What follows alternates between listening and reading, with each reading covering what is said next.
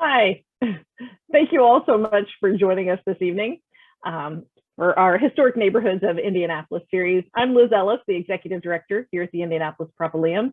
If you have questions for Scotty, please type them in the chat feature at the bottom and we'll get to those at the end of the presentation.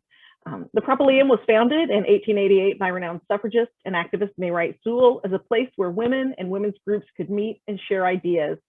We carry on that tradition today through our mission as the place that connects and celebrates women. Our mission focus is women's leadership, arts and culture, and historic preservation. As a nonprofit, we count on your support to provide engaging programming like tonight. Please take a look at our website, www.thepropoleum.org, for all of our upcoming virtual events, and in 2022, our live events, and also to support the Propoleum. We hope that you'll join us at the Propoleum when we're able to gather together again in person. So we're going to do that on December 8th for our holiday open house. Our program tonight focuses on the Holy Cross neighborhood, and Scotty Wilson is our presenter. Scotty is the current president of the Holy Cross Neighborhood Association, and he's a 12-year resident of downtown Indianapolis, the past 7 of which he has called Holy Cross home. He joined the Neighborhood Association several years ago, first serving on the Communications Committee, then as Vice President.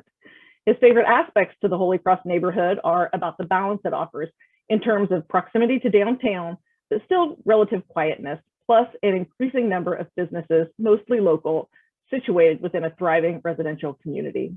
Ladies and gentlemen, Scotty Wilson. Thanks, Liz.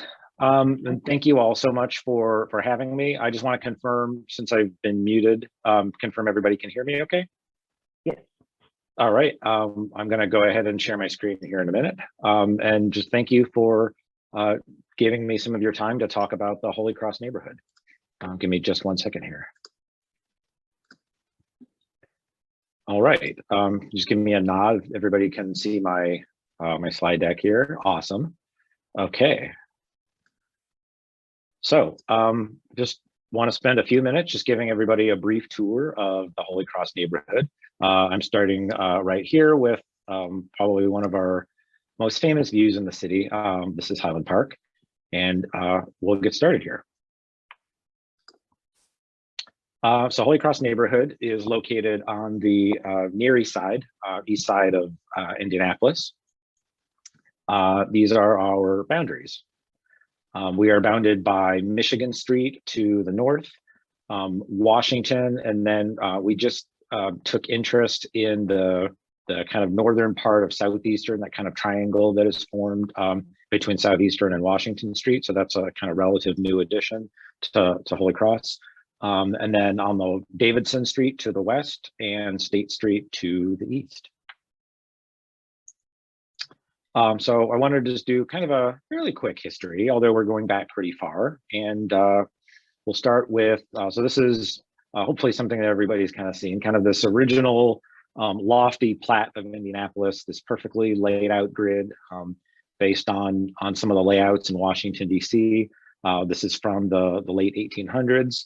And everything is, you can see, laid out so perfectly and squarely, except for this little squiggle throughout, which proved to be a bit of a thorn in the side. And it doesn't technically originate here, but so the history of this and where that comes into play in Indianapolis does.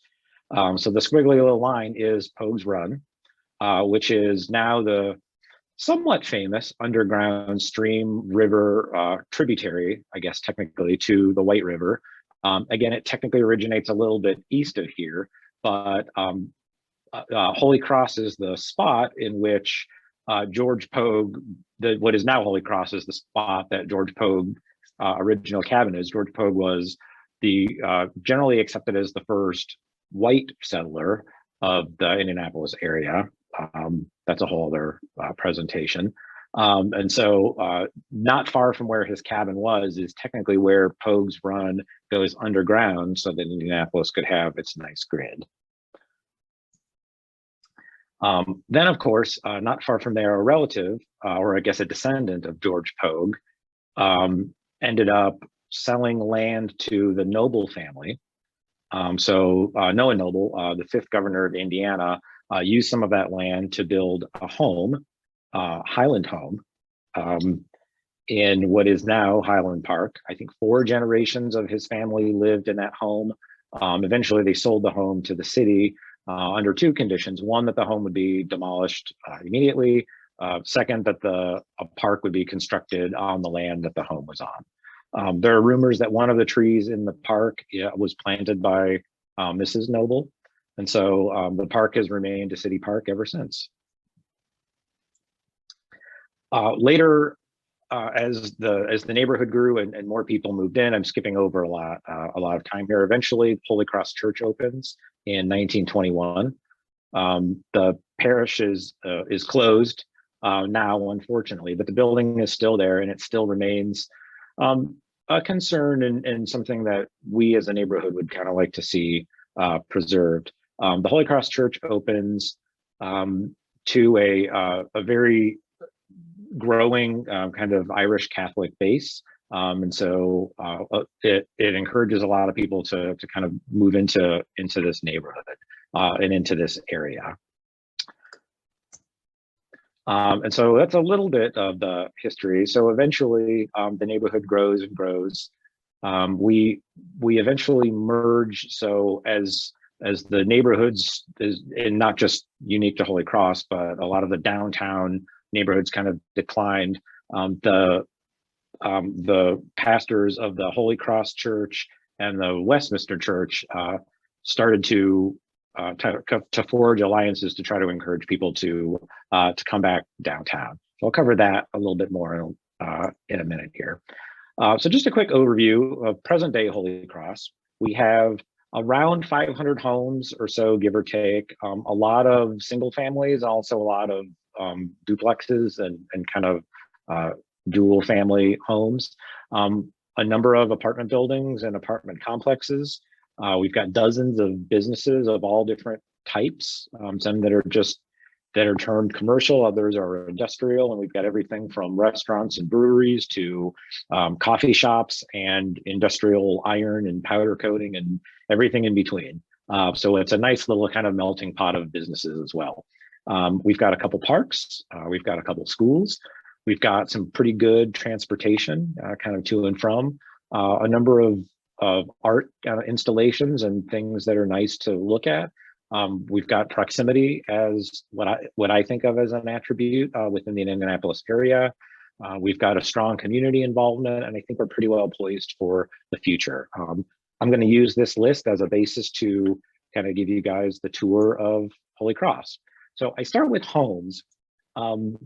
Houses are houses, but you know, in terms of kind of what we talked about a little bit about the decline of urban neighborhoods at the mid to late part of the 20th century and early 21st, you know, as you start to bring back neighborhoods, there's kind of this chicken and the egg thing. And what the people who work so hard to bring Holy Cross and other neighborhoods back kind of started with the houses, because people, they want to live where stuff is, they want stuff to be where they live. And so that's kind of where you get this chicken and the egg. We owe a lot to folks like Pat Dubois of the redevelopment group, who just started rehabbing a lot of these houses, like I said, ever since the late 90s and into today. Today they're focusing mostly on new construction, but I've got some examples of these houses, and it's just insane when I went through some of the archives of the photos here. Some of these are just kind of around the block for me. So this one's on the neighboring street. This is then, that's now. This is Highland Avenue looking. You can kind of see the Salesforce Chase Tower right there. Back then it was the Bank One Tower. That's today. This is crazy. This is one of my neighbors I know pretty well, and her house is just absolutely beautiful. You see some of these old houses and you think, oh, they're so well preserved and they've just been taken care of through the ages. It was crazy. This is the one that I came across, and I thought this is nuts that it used to look like that, because you can kind of see the intricate woodwork in the windows, and it's been so well preserved and restored. So I'm going to go back one. So yeah, you can see these are just some of the examples of how some of the houses that we have kind of brought people back to urban living and to the neighborhood. I want to do a quick shout out to businesses that we have. This is just a random selection of some. Ashton Elm actually just moved into Holy Cross. And again, this is kind of the reference that I made. We've got the Ironworks companies, they do fencing. We've got doggy daycare, complete with their own dog park. You kind of see this dog park here. We've got Kingdo Pizza. Shout out to them. They went through a lot of hoops. Their building here is right on the Michigan Triangle, kind of where Michigan Street joins the old Michigan Street, where it kind of jogs over, actually right by where we have Marjorie and Company to thank for that not being a digital giant flashing billboard. And so this used to actually be a gas station. You can kind of see these kind of garage doors. It was a service station, and they went through all sorts of hoops jumping, but they really kind of persevered. It was a long process to get done everything they needed to get done in order to build that. But they persevered, and we were happy to welcome them into the neighborhood. It was the first restaurant, new restaurant we'd had in some time. So it's nice that to have this kind of mixture of residential and business. It really kind of thumbs nose at the generally accepted tradition that residential areas and commercial areas, and in particular commercial areas zoned as industrial, just don't live side by side. And that's certainly true, I would say, in nearly any suburban setting that we have. But it's kind of nice that we can kind of flout that tradition and do so pretty well here. Probably not unique to Holy Cross in downtown, but certainly something that you see much more of in an urban setting, and we like it. So we started with the view of Highland Park. I would say that Highland Park is probably the crown place in Holy Cross. It's one of the best views in the city. Correct me if I'm wrong somewhere in the chat. I believe it's the second highest elevation point in Marion County. And so it just boasts some really just spectacular views of downtown in the day and at night. So just some really great views. It's about a 4-acre park. So that's looking towards the city, but we've got a nice playground as part of Highland Park. We've got a nice kind of shelter with a little pavilion. And so there you go. And so like I said, it's about a 4-acre park. There's some old growth trees. There's the tree that was rumored to be planted by Mrs. Noble, the governor's wife. So there's some really old trees. And then there's some new growth there. So it's a great place to hang out. It's right just south of New York Street and east of the railroad tracks. So as you're heading east, after you wait the 10-15 minutes at the train, come a little bit further, rest, and enjoy a nice afternoon in Highland Park. We also have, I call it a park. I don't know what it's technically called. It's technically just referred to as the Esplanade of Sturm Avenue. This is Sturm Avenue just east of Arsenal Avenue, and Sturm is just south of Michigan Street. So basically just south of Arsenal Tech. And I would say it's about, we actually just did the mulching area, so I feel like I should know this. It's about 75 feet or so, give or take, from width to width. So it's basically like a boulevard. And we have this nice sculpture. There's some benches and some picnic tables and a little built-in grill. We do a monthly event, like a get-together there in the summer that unfortunately we've missed the last 2 years. We used to just do a monthly neighborhood get-together. Everybody would kind of pitch in and we would throw some stuff up on the grill. It's just a really cool area. There's trees all along, and it's really pretty in the summertime. I did want to do one shout out while I was on here. We've got these beautiful sculptures that we've had for the last couple of years, and I hope it's appropriate to mention, again, considering this audience. These sculptures were designed and built by the Latinas Welding Guild. They are kind of a nonprofit group. I think they work closely with Arsenal Tech just to provide an outlet and training and other resources to women interested in welding. Particularly, they focus on Latinas.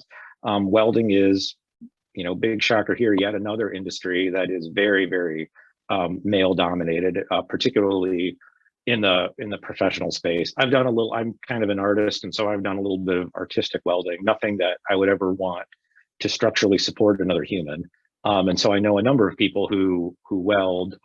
Few of them are women, and only one of them that I know is professionally trained and does it professionally. So this is a really great group. They do great work, and I just thought I would give them a shout out here. We've got schools, access to schools. We've got 2 schools in the neighborhood.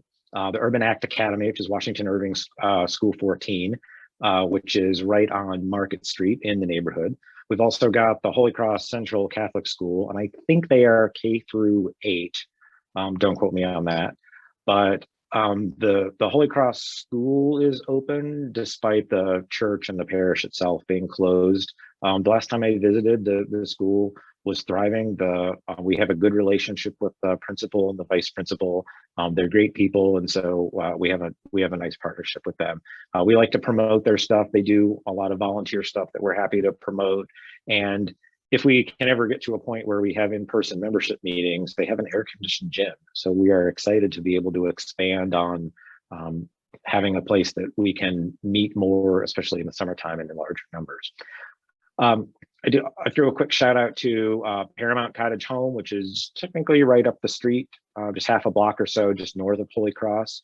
And so they're a great resource, a great school, secular school. So I just thought I like to throw that out there as an option too. And then as well as Arsenal Tech. They're right on the other side of Michigan Street, just north of Holy Cross. So access to good schools too. In terms of transportation, we're on 2 bus lines. I think it's the number 8 and the number 3. So this is right off on Washington Street. We also have a bike share spot. It is just on Michigan. I think it's technically Michigan Place. It's just south of Kingo. So lots of ways to kind of get in and out and through Holy Cross. This spot in particular, I think, has 17. So I remember doing the bike share when they were pretty new, and then of course you'd get to your spot and then they were all taken, and then there's one of us who's always trekking across the city trying to take multiple bikes to find another spot. But this one's got plenty of capacity, which is awesome. We've got lots of art. My favorite, we have a lot of these really awesome little murals. I'm going to kind of go through each one quickly, but I just think they're really cool. Definitely worth a tour. I'm going to add some of them to our pocket sites. We've got a pocket sites tour, but these are just really cool things. So this is right outside of downtown Doggy. It's kind of like a little mural. This is on the back of what used to be Flat 12. It is now Rad. What it will be next is anybody's guess. We've gotten word that they are leaving at the end of the year. So if you're anything like me, and you love the Pogues Run Porter, which they've kept from the Flat 12 days, get it before the end of the year. But this is just really cool. It's been there for years and years and years. So again, kind of highlights the Pogues Run kind of creek. This I just like because it's cool. It's got the dogs, but I walk by it almost every day and it's inspiring. So I just thought it was cool. If you haven't seen this, this is bigger than it looks. This is right off of Washington Street. Again, I just think it looks cool. It's old school. This is on the former Angie's List campus. I want to say the street's name is Cruz, but it's kind of right there, just on the north side of Washington Street, just kind of in that cluster of kind of old brick buildings. It's kind of cool. This is maybe half a block or so west of that, so heading back towards the freeway, or while we can enjoy it now, the open air convertible non-bridged freeway. But this is just really cool. Again, you can kind of see these are doors, and that's kind of a staircase, so you can kind of get the sense of the scale there, and it's just kind of cool to see. And then I go back to just another shot of the Sturm Avenue Esplanade. These sculptures, they're not just sculptures. I should have pointed out before, they're benches. So, and they worked to design them, and they worked with Kelly, kind of my predecessor, to kind of arrange them in a way that they frame the regulation sized cornhole length. I don't have that off the top of my head, but we knew what it was at one point when we anchored them down. And then you can see on the kind of the right hand side here, that is it is technically a bike rack. So, and that's kind of like that teal. So just a great art piece, and they look really cool with different lights and are in different lighting. And so I'm a fan of those. So, and sometimes we get chalk art. I was just walking by as there was a little kid who couldn't have been more than 8 kind of finishing that, and I thought it was really cool. So I asked her if I could take a picture and put it on our website. So it's on the website. It's just really cool. And then this one is just across the street from our neighborhood. We've got one here and one just north of Michigan Street on Highland. So sorry, I didn't label all these, and so I have to think real quick. But this was a project a couple of years ago to decorate. These are traffic control boxes. So there was a project an initiative to just kind of decorate them. I walk by this one frequently. So this is State in Michigan, and there is my little Shishan making a cameo appearance.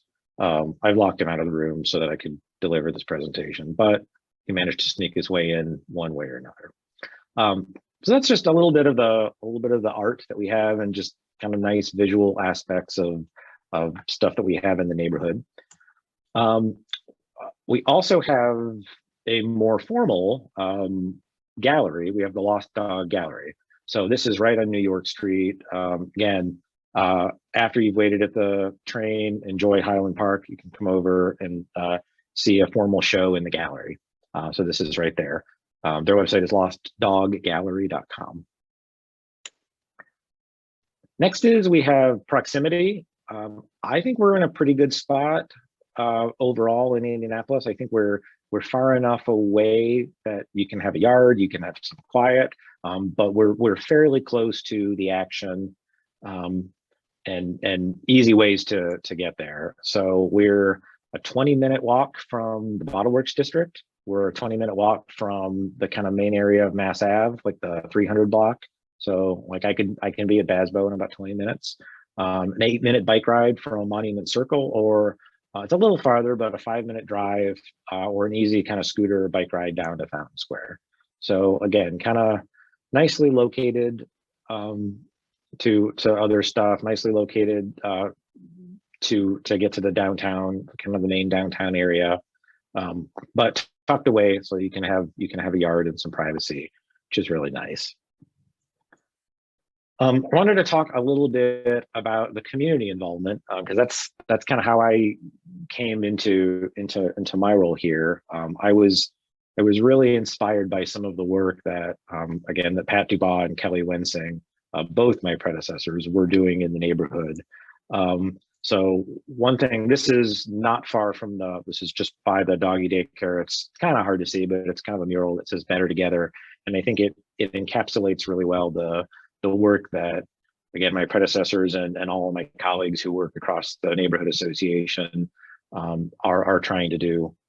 So I wanted to talk a little bit about how we're structured and the kind of work that we do. So a little bit of the history. I said Holy Cross originally joined, the Holy Cross Church got together with the Holy Cross Catholic Church and the Westminster Presbyterian Church, both buildings, both of which are still there. The Westminster Church is on State Avenue, not far south from the awesome Van Gogh inspired call box. So it's a cool old brick building. I think there's some plans to do some redevelopment that will do a fair amount of preservation of the original structure, which is really great to hear. So they became Holy Cross Westminster. We've had signs kind of in that, with that kind of logo. Eventually we joined forces with Arsenal Heights, still trying to get Google Maps updated. We joined for and their group was called the Arsenal Heights Civic League. So they realized that they were kind of small and that we were better off kind of joining forces, better together. So they just kind of meshed into the Holy Cross neighborhood, and the Civic League itself became the Holy Cross Neighborhood Foundation. So now we technically have 2 organizations that kind of work for the betterment of the neighborhood itself. We have the association, which I'll talk about in a second, and we also have the foundation. So the association is technically a 501c4 organization, and that's the one that technically I'm on the executive board for as president. We exist to foster a sense of community kind of within the neighborhood itself, and then kind of do the corporate kind of cold term would be external relations, but just kind of just forge relationships with those around us. The great thing about urban neighborhoods is this is where we live and work. And if we don't necessarily work in the neighborhood we live, we often work not far. So just kind of keeping those relationships alive with those around us is really important. Membership in the association is a community of residents, property owners, and business owners. Based on my research, it's one of the most open across the city. We do ask people to pay dues, but they're voluntary. So if they're not able to, like, that's fine. Membership is based on either property ownership or business ownership or being a resident. So it's inclusive of both renters and owners. That was one thing it's always kind of been that way, and we recently changed the bylaws, and we wanted to make sure that we kept codified because renters are a big part of the neighborhood, and we just want to make sure that they, feel like they can participate and make their voices heard. Technically, we rented this house from friends before we bought it and moved in, so we were renters in the neighborhood ourselves for close to 2 years. And so it was really great that I always felt included. That was always kind of shared by Kelly. And so it was nice to feel welcomed in that way. The association is led by a volunteer board plus an exec committee. It really doesn't take much to join the board. You basically we ask people to fill out a form that gauge interest. We add you to the email thing, and we say, all right, these are when our meetings are, participate. And we just kind of hope that the future is kind of built by those who show up, and the more that we can grow that group and grow the involvement, then the better off we are. We also have the foundation. So the foundation is technically a 501c3. So the rules are a little different. And so the nice thing about the way that we've got these organizations, sometimes it's a little clunky, but I like to be optimistic and think about the fact that we get to reap the benefits of like having the best of both worlds. So there's some things that a C3 can do that a C4 cannot, or it's usually there are things that a C3 is eligible for, like free usage tiers on like Salesforce. So we get Salesforce for free. It's a lot of companies just say, no, you have to be a C3. As a C4, we're not necessarily eligible for, but there are some things that we can do, the association can do as a C4 that you can't easily do with a C3. So we kind of exist in harmony there. The foundation exists to serve the good and quality of the Holy Cross neighborhood. They can pursue grants, so a lot of that fundraising stuff is what they specialize in, pursuing local grants for particular projects and just kind of focusing on general fundraising. We try to spread awareness of even things as small as Amazon Smile. We're hooked up there, and so I think I just looked at mine, and it was like $80 or something in the last couple months. So every little bit helps, and so they kind of help do that. The foundation is also led by a volunteer board of folks in the neighborhood, and they attend the association meetings, and they're just kind of an integral part. So it's a really nice partnership, and we think that it works pretty well. And we are excited about the future. So I'm sharing this with permission. This is some renderings of the former Angie's List campus. So around the area where I showed some of the murals of the tools and the brick painted building. These are some renderings of what the area could look like. They are calling it Elevator Hill, but just some nice, we're hoping that this could be something similar to the Bottle Works project. It's a mixed use, mixed area. So here's another nice rendering. So there's office commercial, there's residential, there's flexible development. And so it could really be a game changer for this area, particularly because we kind of talked about that freeway. You can kind of see the freeway runs right through everything. The freeway has just been a huge barrier. And so the nice thing that I've seen about some of those freeway bridges is that they're a little taller, which might let a little bit more light underneath and everything. So between that and things like this can really kind of help to kind of eliminate or at least reduce this kind of dry zone between the east side. There's always kind of been this area between the the downtown Mile Square area and the kind of Near East Side. And so projects like this, we're really excited about and can really help kind of bridge that gap. So wanted to share that a little bit. We're excited about the future of development and also the future of involvement in groups like the association and the foundation. I wanted to share this. This is just down the street from me, but I took this a summer or two ago, and I wanted to just close by saying that I think one of my favorite things about Holy Cross is it's been really welcoming. Everybody is welcome.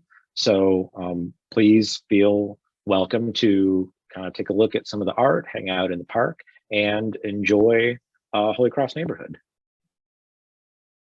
And just a quick thank you to everybody. That's going to wrap my deck up here. Thank you for hearing my talk. And if anybody has any questions, I'm happy to take them. Let me pull up the chat here. And should I just start here? Yeah, I have a few questions then outside of that, I guess. What do we got here? Oh, about, yeah, you can go ahead. The diversity of Holy Cross. So question, how diverse is the Holy Cross neighborhood? Can I ask you to clarify? Are we talking ethnicity? Ethnicity? I don't have the numbers off the top of my head.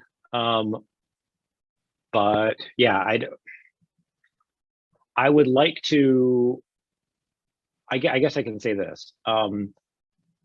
I wouldn't mind if the participation in things like neighborhood member meetings were a little more diverse. One of the initiatives that I would like to do is to make the participation a little bit more representative of what I think the neighborhood is as a whole. And that is pretty much across the board. Examples include, I would like more members from different areas. So we've got we've got areas that are rentals along Ohio Street. We've got areas that are an apartment building along what is Market Street. And so I would like to increase participation from those areas. Definitely the apartments are probably middle to lower income. I'm not sure, the Ohio Street townhomes are probably more middle, but that's been something that I wanted to focus on. And so what we've done is we're looking at expanding on our placement of signs, like physical signs. So not just promoting via Facebook and electronic media, but this is something that I saw in the Lockerbie, where they actually just have paper signs that are out. So trying to do more signs in more places that people can join. Does that help? Because I don't have the actual like demographic numbers. Yeah, it does. It's just that being so close to Arsenal Tech, and it's about 43% of African American and Latina, and it's so close. I'm just wondering if the people actually live in the community as well.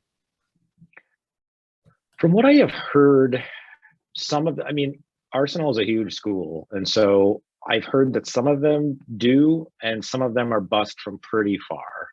So, but I don't know. I don't have numbers or even an idea. I know a lot of the people that I've seen with kids are not high school age. I see a lot of people with kind of younger kids. I would say like 8 and under. But yeah, I don't know about the tech and like older high school age.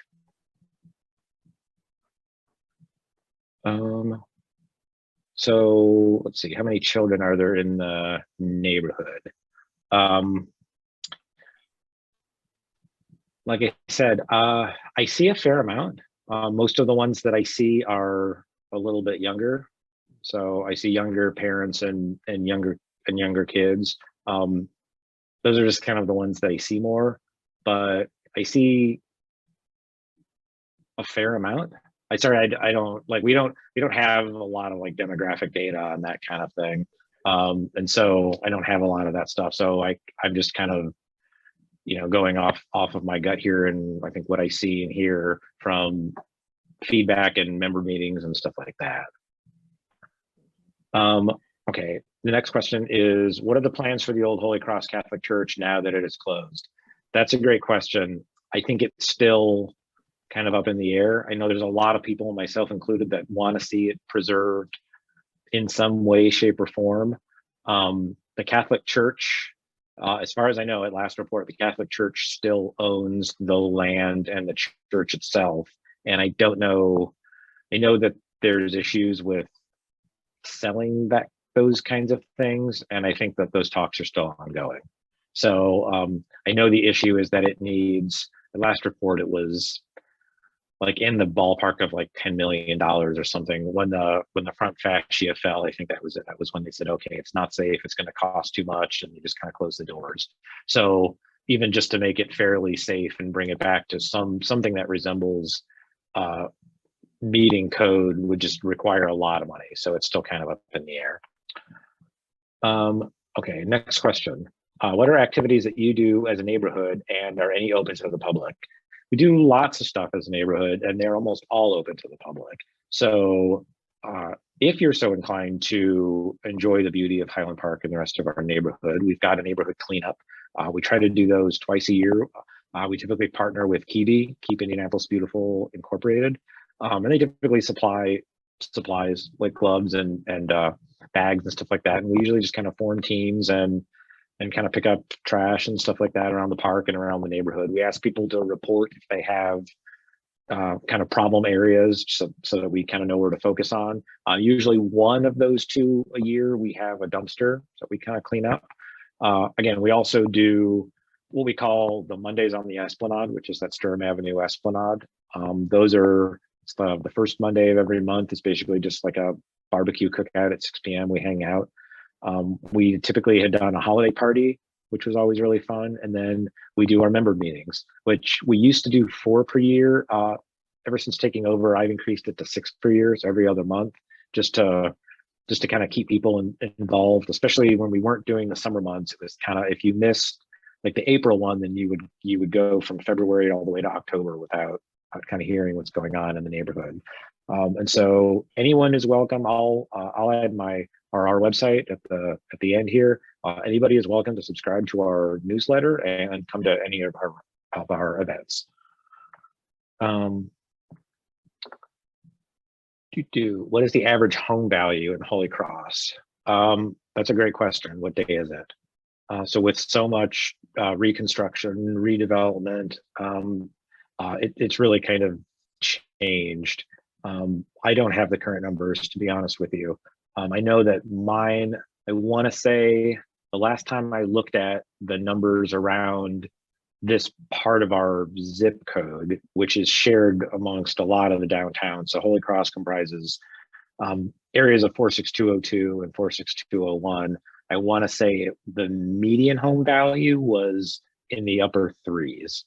But we've got homes that are, 75 to 100. We've got homes that are in the range of 5 to 6 to 700.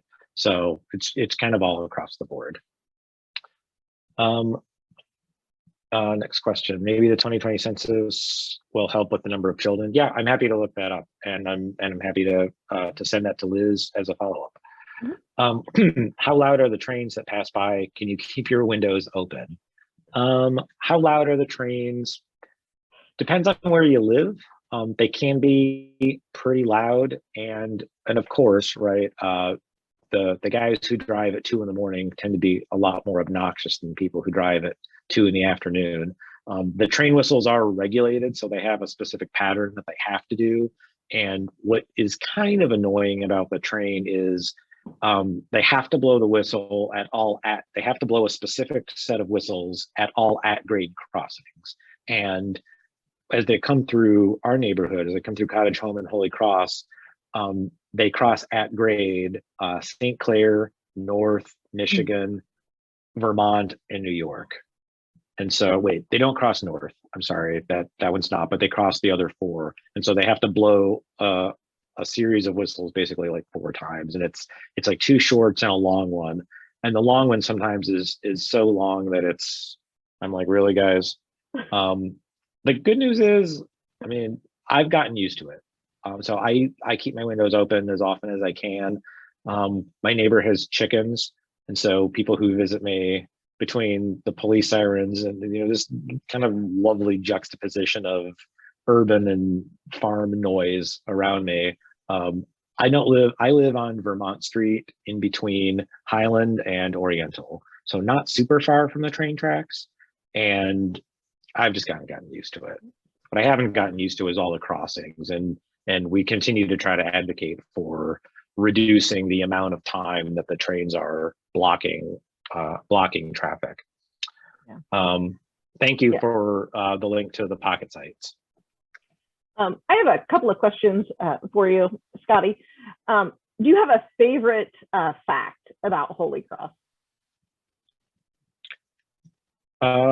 Sorry, I'm adding our website. Oh, okay. Before I forget. No, go right ahead. Okay.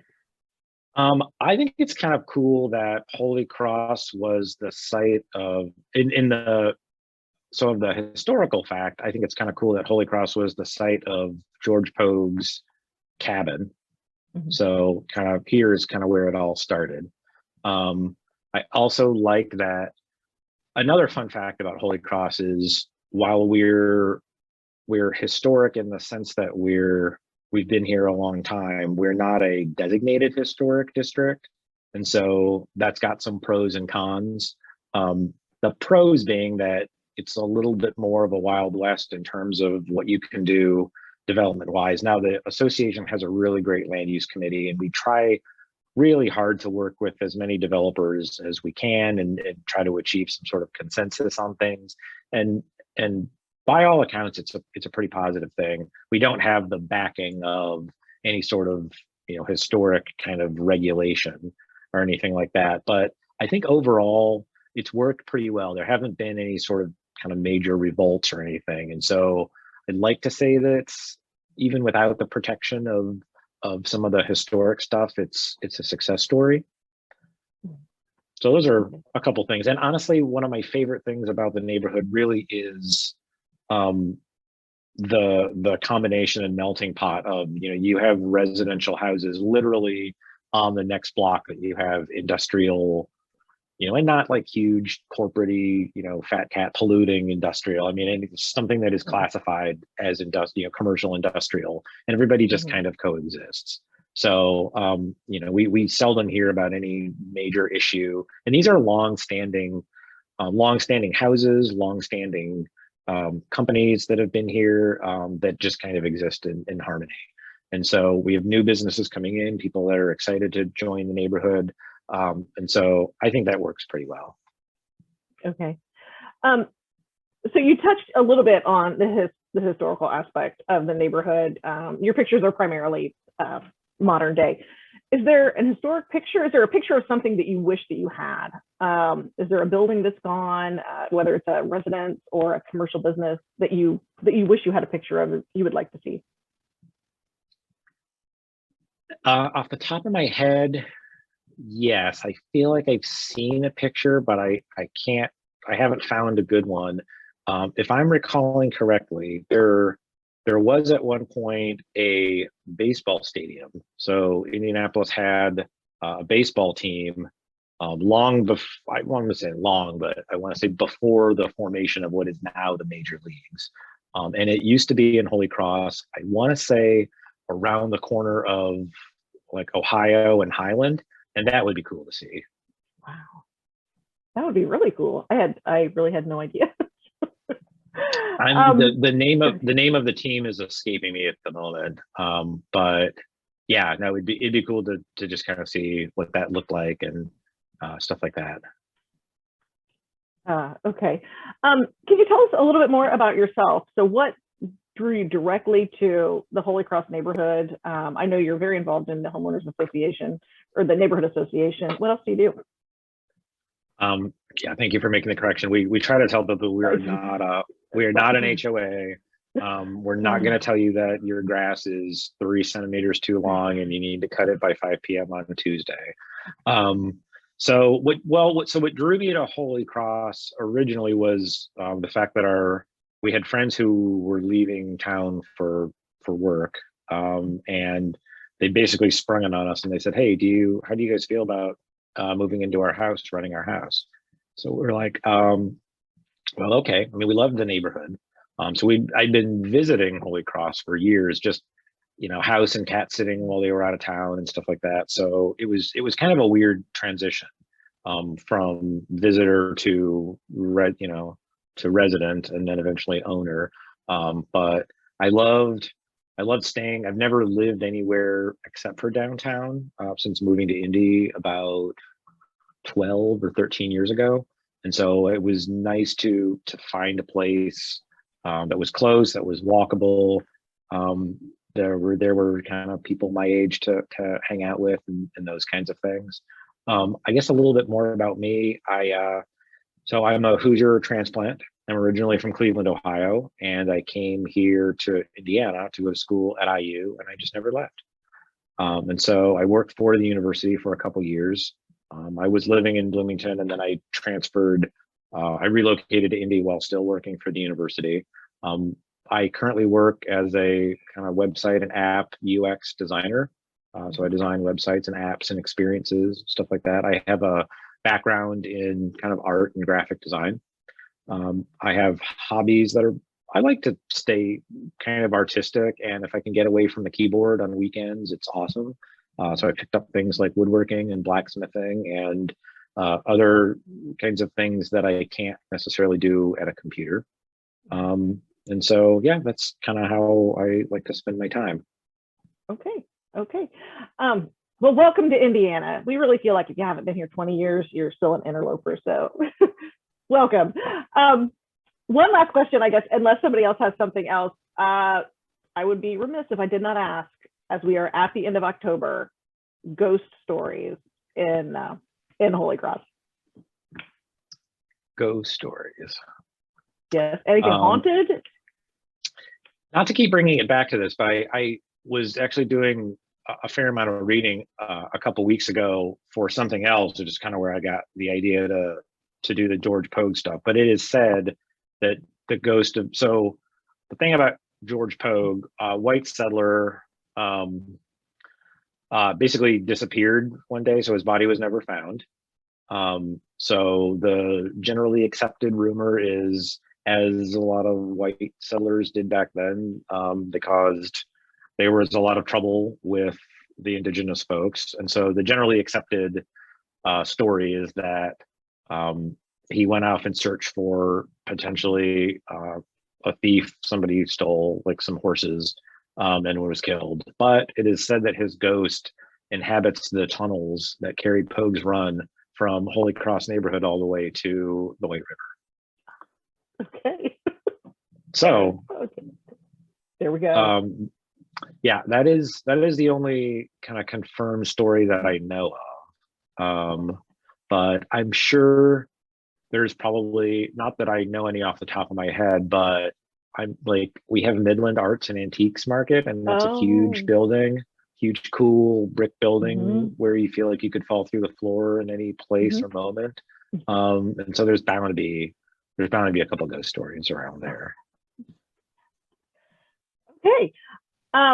Scotty, thank you so much. We really do appreciate your taking the time, and I hope everybody gets out and gets down to your neighborhood. So thank you so much.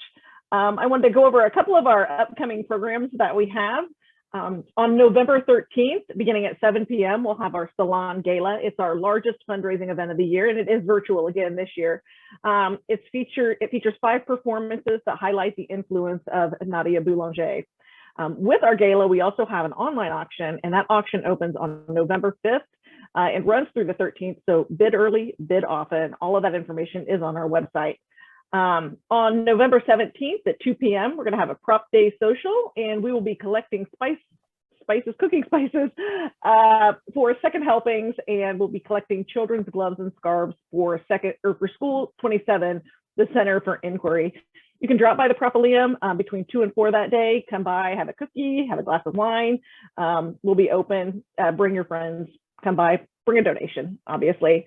On December 2nd, our next Historic Neighborhoods of Indianapolis program will, its title is A Beginner's Guide to Indianapolis, Block by Block, and that is with the Keep Indianapolis Beautiful CEO, Jeremy Kranowitz, and that will begin again at 7 p.m. and that should be up this evening as well. And on December 8th from 5 to 8 p.m., join us at the Propoleum. We are throwing the doors back open for our annual holiday open house, and we are so excited to invite everybody back.